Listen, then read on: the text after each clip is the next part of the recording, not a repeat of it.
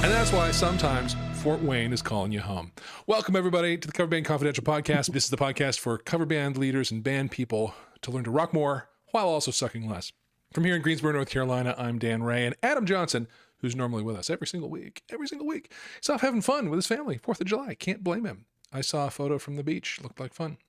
So this week, I reached out to our Patreons, and we actually have one member who's been with us a while, and we'll talk about how you've heard him before, who's done something kind of cool, something that a lot of us have maybe thought of doing, but haven't yet, but he hasn't. So we brought him on because it's interesting. We want to talk to him. So Creston Heltzel, how you doing, man? I'm doing all right, Dan. All right, good. I'm a little tired. Yeah. And it's been a crazy kind of past since like middle of May. Yeah. My life's been a little nuts. Yep. Yeah. Well, let's go ahead and spill the beans. So, what is your current employment and role? I am currently employed at Sweetwater Sound Incorporated in Fort Wayne, Indiana. Beautiful Fort Wayne, Indiana. And I am still in training, but I was hired to be a sales engineer. Yeah. So those guys who you're just attached at the hip with them, my guy Joe Seku. I don't know if you've met him yet. But he's awesome. He's been with me for years and years and years, and he's amazing. And so Creston's going to, once this intense moment of training is done, he's going to be one of those dudes who just can answer any of your questions. And it's really cool. So we those who've been around a while may recall that we did a coaching session with Creston and his band Alt 95 a little more than a year ago. And it was so good. We did it as a two-parter. The mantra, does the audience care, fell out of that conversation. It's been something we've ridden that mantra quite a bit lately, since then. And then got some mileage. Yeah, we got some good juice out of that. I'll also say that the Zoom connection is not terrific here, so I'm hearing a little bit of breakup on this side. So we'll just kind of do our best. And those of you listening, I apologize for that. If it becomes totally unlistenable, I'll stop it. We'll do something. I don't know what. Anyway, so we did 2 episodes with Alt 95 and then a follow-up episode like a month later to see how they were doing implementing what they took out of the coaching session. And so Creston's this is your 4th time, strictly speaking, to be a member on this I think so, yeah. podcast. So yeah, so welcome back. Super cool. So thank you. We've had the privilege of eavesdropping on the process on the Patreon Slack, but just for everyone else, how did this opportunity land in your lap? How'd you get here? What was the beginning of it? Well, the beginning of it was, so anybody in the Slack channel knows I have this newfound love of Reverend guitars, right? After I bought my double agent, I was like, I want another one for a backup. I want another Reverend that I can just take 2 relatively similar guitars to a gig. And so I bought another Reverend. And I was on the phone with my sales engineer on a Monday in the beginning of April, buying a 6-gun HPP. And I hung up the phone and I turned and looked at my work email, and saw an email come in that said, hey, we're restructuring. And guess what? You don't work here anymore. Ooh. So that was a little rough. And so I just decided to take some time, and I got out of town. I went. And my recollection was you were a software guy, right? You were a engineering kind of guy? I worked for, I don't code, but I was doing a lot of cloud infrastructure type stuff. And then I had moved to doing more like project management, Scrum Master, that kind of thing. Yeah. I'm not going to name the company or anything, but anyway, that happened. And I jetted out of town to North Carolina for a week to go stay with my folks and just do nothing, reset, right? Decide what's next. And my sales engineer called me. Hey man, how's the Reverend working out, Bob? And I tell him, I'm like, funny story. And he's like, oh, do you need to send it back? And I was like, I'm not going to do that to you. I'm keeping it. And I asked him I was like, so tell me what it's like to work at Sweetwater. And we had like an hour-long conversation about what the job is like, what the role's like, what Fort Wayne is like. And he said, I'll have somebody reach out to you. And I think less than a week later, maybe a week later, a recruiter reached out to me and we had a brief conversation. And I was like, well, this seems cool. And I'll be honest, like at that point, I was like, I don't really want to relocate. All our family is here. My band is here. This thing that I've been working so hard to build, right, is here. But I was like, you know what, I'm gonna go through with this process, right? Like, what's the worst that can happen? And so another week or so later, I did a phone interview, like a Zoom interview. It was your typical interview, right? It was super friendly. Everybody at Sweetwater is ridiculously friendly. It's weird. You say that a lot about a lot of companies where it's, oh yeah, everybody's so nice. There's just like that one guy or something, but literally everybody that I've come into contact with at Sweetwater is ridiculously nice to me, to my wife. It's really great. Anyway, so we did that, and they asked me if I wanted to come out and check it out and everything, and I did. And I came out to Fort Wayne for a couple of days. We looked around, looked at housing options, you know, just in case, right? And they made me an offer. And I was like, you know what? I was like, I hated working in tech. I didn't always, but it just wasn't. I was sitting there filling out job applications. I applied for 20, 30 some odd jobs in the span of a couple of weeks. And it's very much like this. I guess this could work. Yep. I guess I can make that. You know what I mean? I just, like, my heart wasn't in it. And I started my career in my early 20s in the music industry in Guitar Center. And then studios, we're living in Nashville and going to school there. And I was like, I think it's time to come back. I mean, it's the only thing I'm really passionate about. Yeah. And so it sealed the decision. That's awesome. That's awesome. Do they have, I imagine they're recruiting nationally. They must relocate a ton of people. Do they have, they must have some structures to help you find housing and school and deal with all that stuff. They definitely have resources available that helped us, you know. I asked, I was like, what are the good neighborhoods? Where are the, you know, what's cool in town? When we were in town, we checked out all kinds of stuff. Fort Wayne's a really cool city. It's small, but it's got a great small town vibe. It really does. So we made our way out here, and I think it was almost a month to the day from when I was on site which was my first time going to Sweetwater. Yeah. Of all the times that I was like, I have to make the pilgrimage. Right. Yeah. So, it's cool. It was cool. And then, almost a month later, we were back in a U-Haul up in the driveway here, and we got the biggest, it's not about Sweetwater or the job or anything like that, but I had never driven a 26-foot U-Haul, let alone a 26-foot U-Haul with a car trailer attached to the back. Right. Yeah. Yeah. That was fun. Yes. Yes. Fun's a word. So, yeah. Yeah. I drove. Hey, I put on a backwards cap. And, sure. No. Yeah. You gotta play it up. I drove. It was a Ryder truck across the country one time, and as I laid down in hotel rooms in the night, I was seeing lane lines coming past me. It was a lot. 12 to 14 hours of driving a day is intense. Luckily, from Cleveland, it was only 3 hours. Well, that's good. I couldn't drive very fast, so it was like closer to 4, but still. Yeah. Easy drive. Very cool. So then there's been, and you shared a little with us about the training you got to be able to answer every single question. I mean, I wouldn't say that. I will say that the training is intense. Yep. It's not just product knowledge, but just, I think that, like most people would assume, a lot of people that come to work at Sweetwater have musical backgrounds, right? Sure. Whether they're a guitar player or, you know, they went to SAE like I did, or Full Sail, or Musicians Institute, or any of the recording schools, that kind of thing.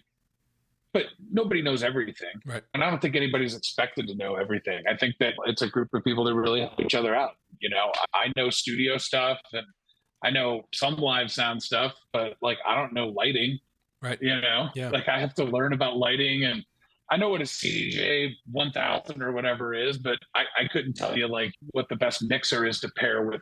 You know what I mean? Like, so there's a lot to learn, and you have other people you can lean on when you need to know. You can't know everything. Yeah. Well, but they're preparing you to know a lot.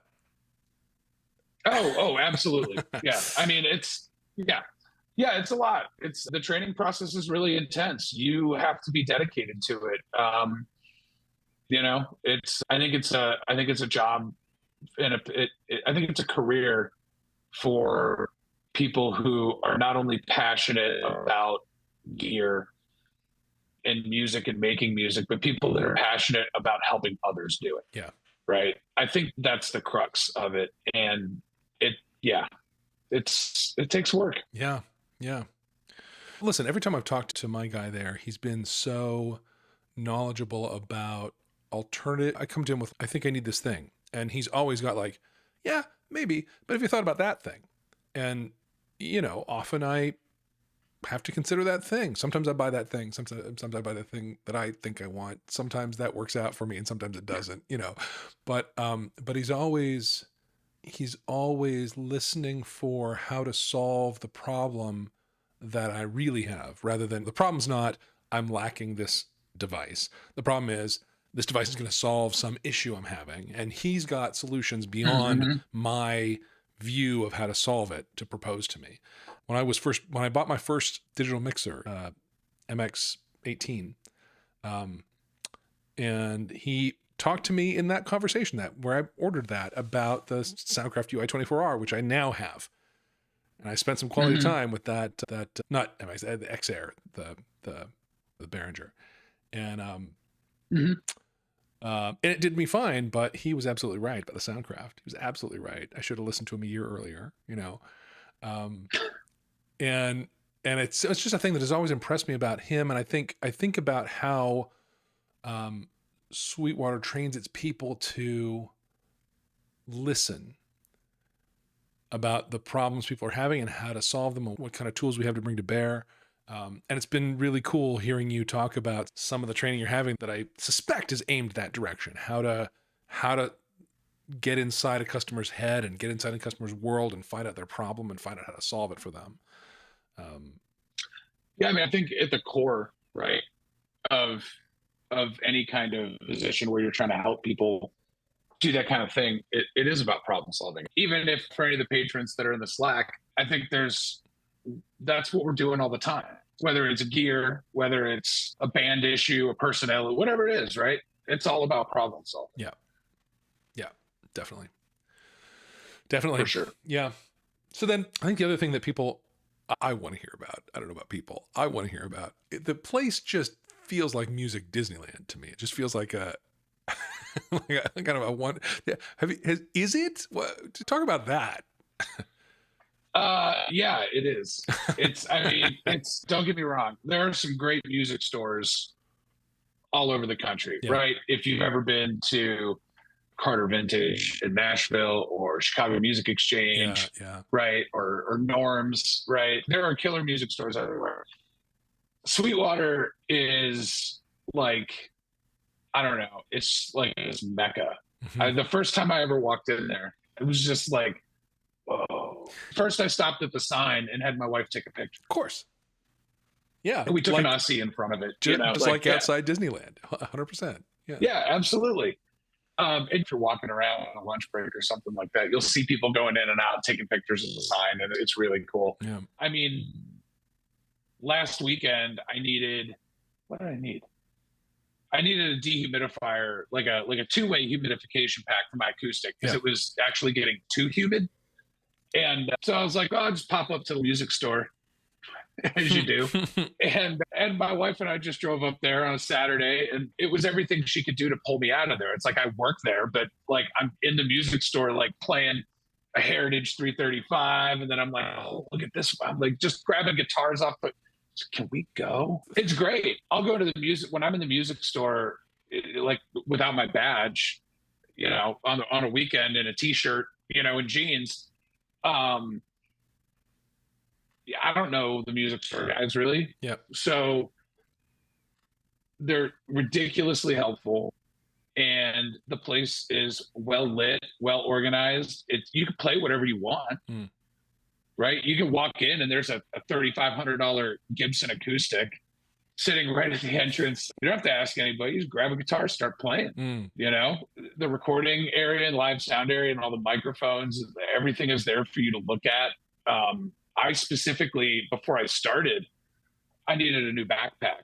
And I was looking at like Best Buy and, Office Max, right? I'm like, do I get another, like I've got this Swiss gear bag that I've had for 20 years that I've beat to death. And I'm like, I can't take that. Like it looks, So I was like, well, I'll get one of those mono backpacks, right?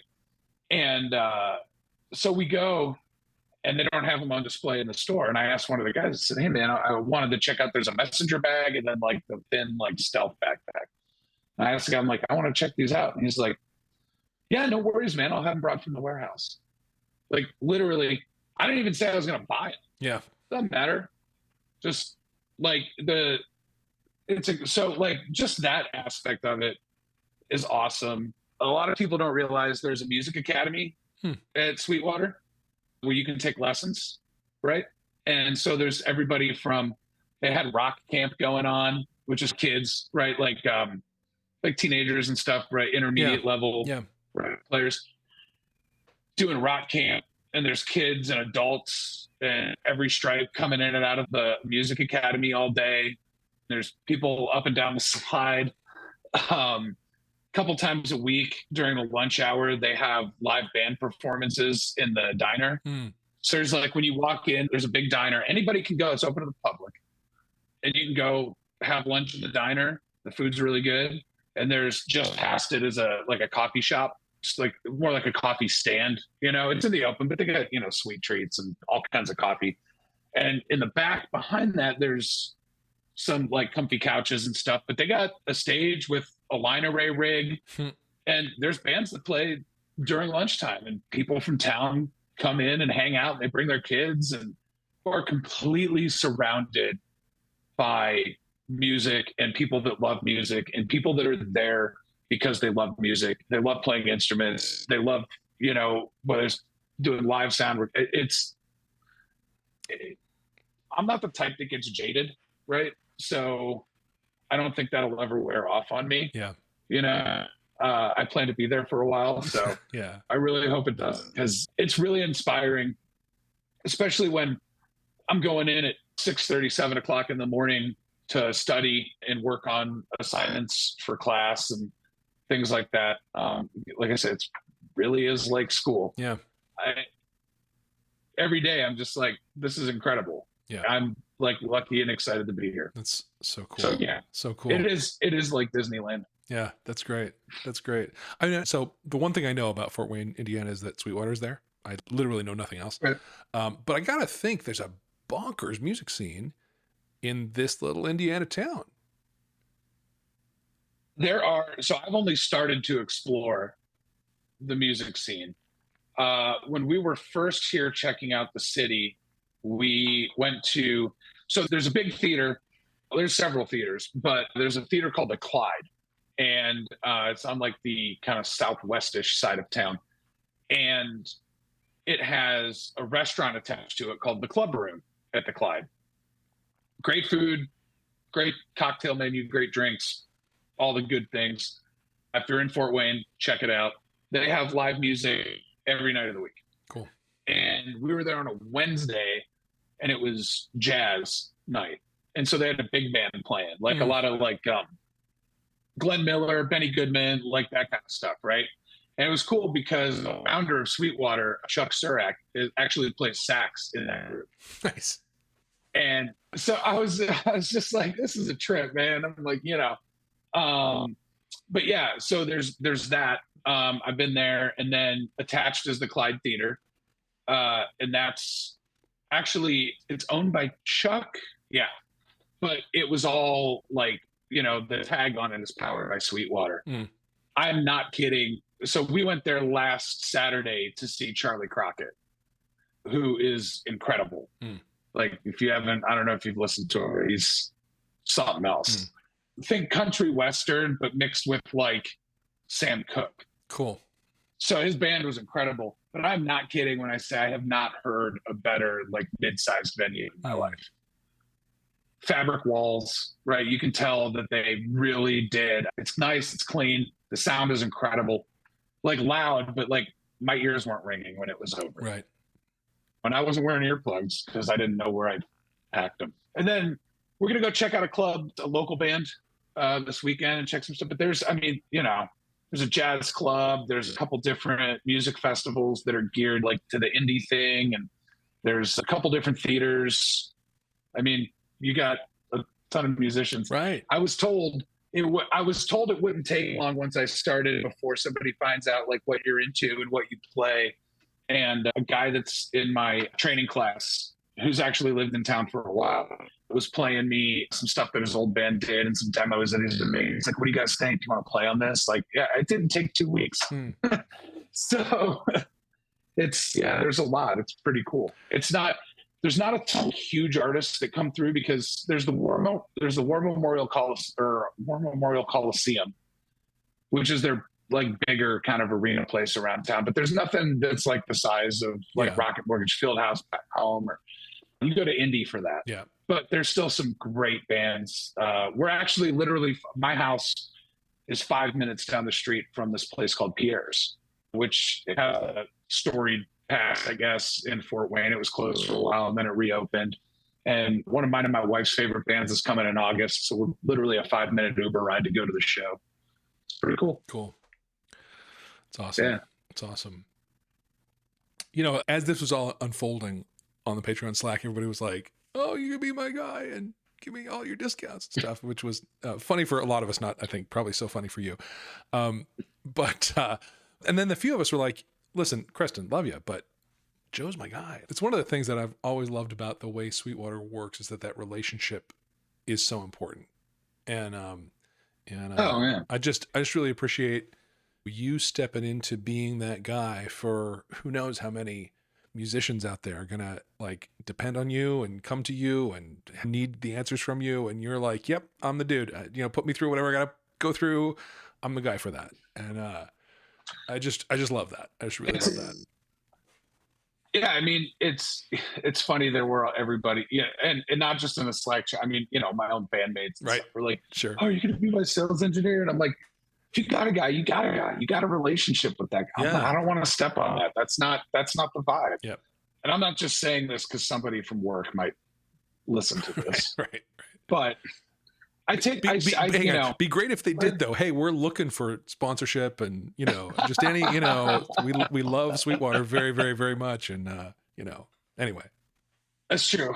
But that's a big responsibility. Yeah. Right. Because Sweetwater has a reputation that's been built over several decades. Yes. Yeah. You learn about the history of it. It's pretty incredible. But they've got a reputation. And when people call, they know that they're getting the best advice and the best suggestion. That's not something I take lightly. Like, you really got to know your stuff. You got to know who you're talking to. Yeah. If you don't know the answer, you got to find it. Right. So, yeah. Should be fun. Very cool. Can't wait to be fully rolling into it. Yeah. So far, it's been a lot of work so far in this first, week and a half or whatever. We had 4th of July, we weren't there, but the training class wasn't there. There were people there, but yeah, man, it's a awesome. lot. It's tiring. Awesome. And so then probably after we're done, I'll still be going until who knows when. Anyway, you got material to cover. Oh yeah. Yeah. Oh yeah. Yeah. Well, and then speaking of things you're responsible for, you shared some on the Slack about what you've done to make sure the band's in a good place. I mean, you literally left them, moved away from them. It's not like you're hours and hours away, but talk a little about what you've done to have Alt 95 set up well in your absence. Yeah, luckily there was a few weeks when I told all the guys, there was still a few weeks left to go before I moved. And it was really just talking about, okay, how are we going to find a replacement for me? And I took that upon myself. And like every town has their Facebook group, right, for musicians looking for bands or networking groups, whatever. So I got the ones for Cleveland, and I said, hey, I'm looking for my own replacement. Like, I'm moving out of town, and I need somebody to replace me. And here's the criteria that we're looking for. And we were very clear. You got to be on in-ears. You got to go direct. You got to be comfortable playing to a click. You got to be comfortable with using backing tracks for some things. But you got to be a professional, right? There's no on time. You're either early or you're late. Yep. And really set that out. And I couldn't believe the number of responses that we got, or that I got. You know, people that were like, hey, throw my hat in the ring. Hey, that sounds great. I was like, wow. I was like, okay. It's like people must like us, I guess. I don't know. And so we cobbled that all together. And in the meantime, looking for just somebody to do a couple fill-in dates, right, while they start to audition people. So there's that side of it, which they're working on auditioning people. I'm actually going to fill in.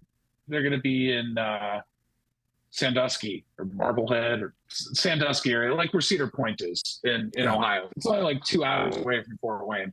And they were like, hey, well, we're auditioning people. Can you do this one gig? And I was like, yeah, sure. So you're going to sub for yourself. I don't have to set up.